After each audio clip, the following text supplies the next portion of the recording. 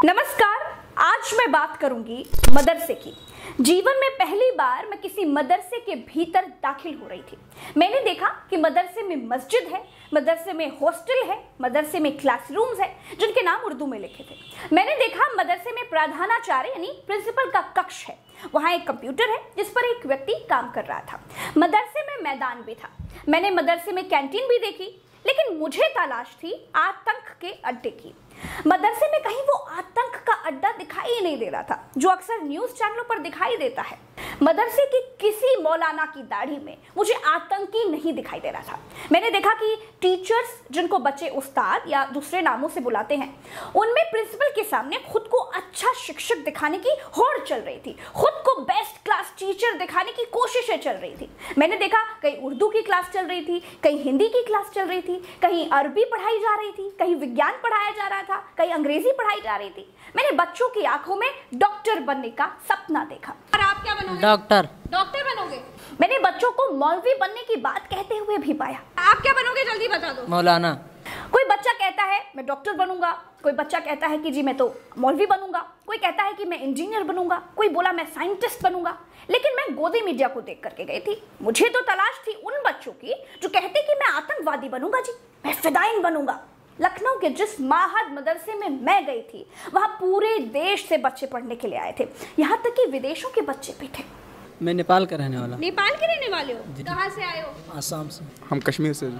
कश्मीर से हो आप कहाँ से आए हो? बिहार से। आप बताओ। सिद्धार्थनगर। आप बताओ। यूपी। बताओ। दिल्ली।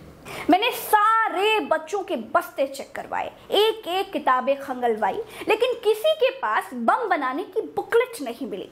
किसी के बस्ते में बम बनाने का सामान भी नहीं निकला, ना कोई डेटोनेटर, ना कोई जेलेटिन की छड़े, ना कि माचिस का कोई बुरादा।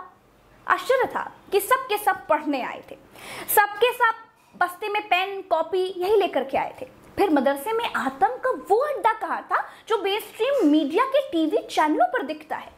अगर टीवी वाला मदरसे में आतंक का अड्डा नहीं भी खोज पाता है तो भी मदरसे को आतंक का अड्डा बताता है। इसी नाम से प्रोग्राम का शीर्षक रखा जाता है। टीवी ने बहुत जहर बोया है। जहरीली टीवी ने बंटवारे और नफरत का जहर बोया है। दोस्तों, मैं जैसे प्राथमिक विद्यालय जाती रही हूँ, बिल्कुल वैसे ही मदरसे के बच्चों के बीच भी पहुंची थी। कॉपी किताबें चेक की, उनका जर्नल नॉलेज चेक किया, क्लासेस देखे, कैंटीन्स देखे, हॉस्टल्स देखे, मस्जिद देखे। लेकिन माफ करिएगा, आपकी ये पत्रकार मदरसे में आतंक का अड्डा खोजने में बिल्कुल नाकाम रही। मुझे जो देखा मैंने वो बताया, वही आपको दिखाया।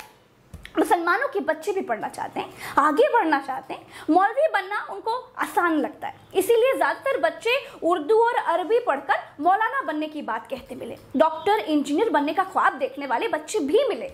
लेकिन मैं भारत की जनता से माफी चाहती हूँ कि मुझे सुविधाएं असुविधाएं तो देखने को मिली, लेकिन आतंक का अड्डा वो नहीं मिला। दोस्तों, ये प्रोग्राम आपको मेरे दूसरे चैनल उल्टा चश्मा यूसी पर मिल जाएगा, इसका लिंक डिस्क्रिप्शन में दे दूंगी। मदरसे पर मेरी डिटेल रिपोर्ट देखना चाहते हैं तो उल्टा चश्मा यूसी देखिए। दोस्तों, इस वीडियो में इतना ही। चलते हैं। राम राम, दुआ सलाम, जय हिंद। ट्विटर पर मेरे साथ जुड़ने के लिए मुझे @प्रज्ञा लाइव नाम से खोजकर फॉलो कर लीजिए। नीले निशान वाली आईडी है, नीले निशान वाली आईडी को फॉलो कर लेंगे तो साथ आ जाएंगे, और साथ आएंगे तो सच को और सामर्थ्य मिलेगा। साथ ही साथ प्रज्ञा के पन्ना को भी सब्सक्राइब करना मत भूलिएगा। नमस्कार, जय हिंद, जय भारत।